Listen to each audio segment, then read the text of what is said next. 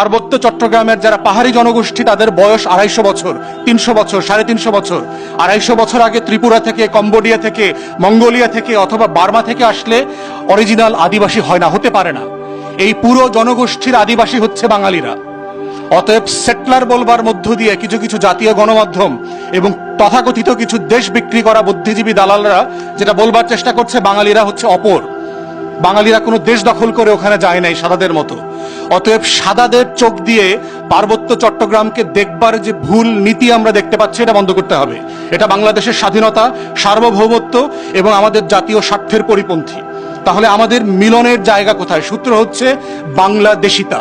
আমরা সবাই বাংলাদেশী।